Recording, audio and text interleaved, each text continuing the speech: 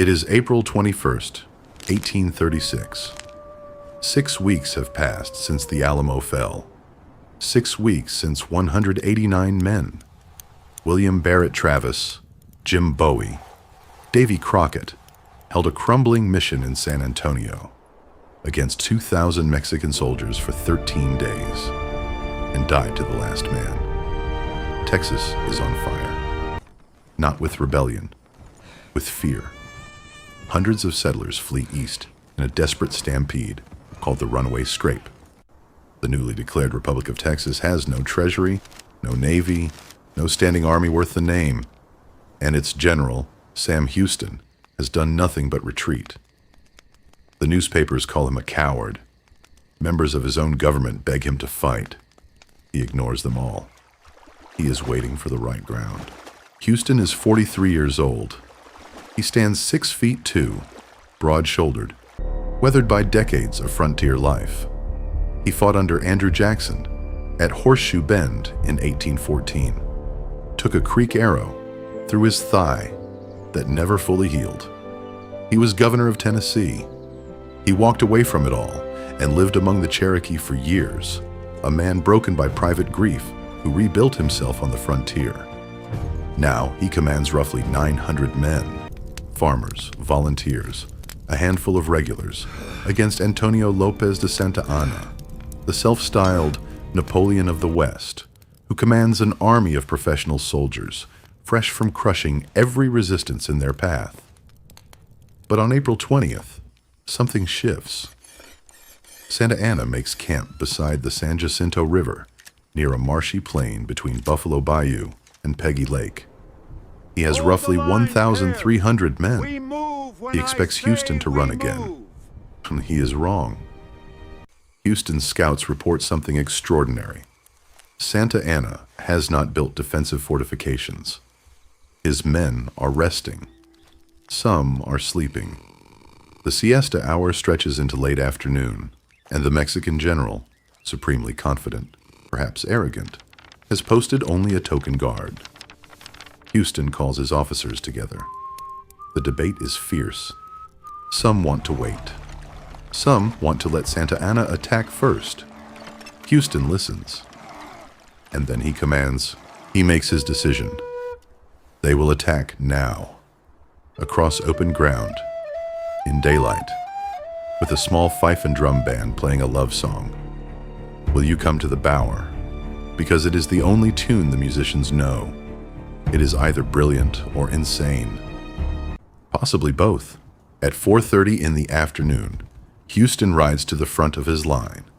900 men stand in the tall grass, hidden by a low ridge. Ahead, the Mexican camp is quiet in the golden haze. He draws his sword. The Texians surge over the ridge.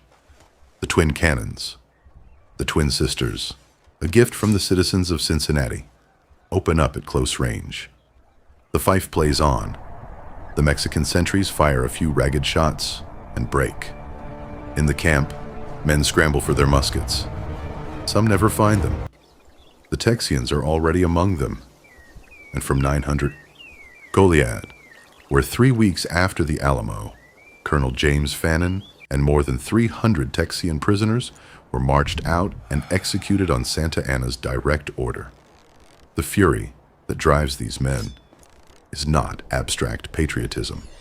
It is personal. It is grief made into a weapon. The fighting is brutal and close. It is also fast. Shockingly fast. In 18 minutes, it is over. The Mexican army is destroyed. More than 600 soldiers are killed. Nearly 700 are captured. The Texians lose 9 men killed, 30 wounded. Sam Houston's horse is shot from under him. His right ankle is shattered by a musket ball. He stays in the saddle on a second horse until the firing stops. The next day, a group of Texian soldiers bring in a prisoner, found hiding in the tall grass near the marsh. He is dressed in the plain blue smock of a private soldier.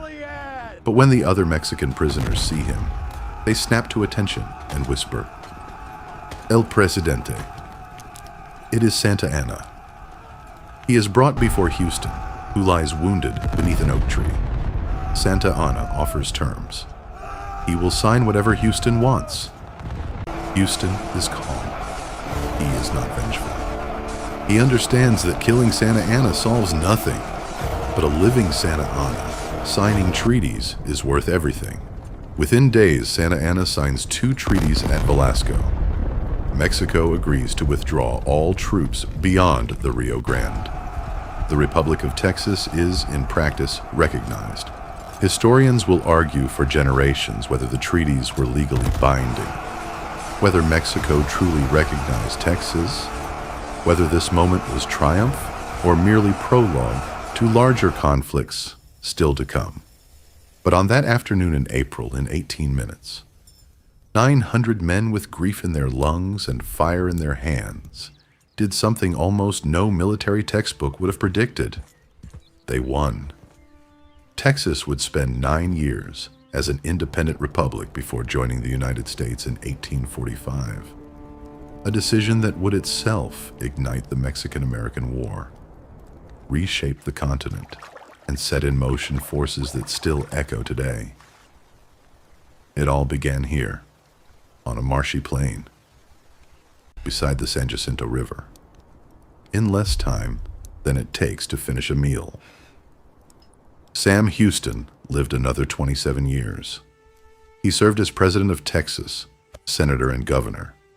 When Texas voted to secede from the Union in 1861, he refused to swear loyalty to the Confederacy. He was removed from office. He died 2 years later, in 1863, still believing the Union he helped build should never be broken. Remember the Alamo. Remember Goliad. Remember San Jacinto. If this piece of history moved you, subscribe so you never miss an episode. Next time, we follow a single night in 1815 that ended 20 years of war and sent one of history's most powerful men to a rock in the middle of the ocean. Waterloo is coming.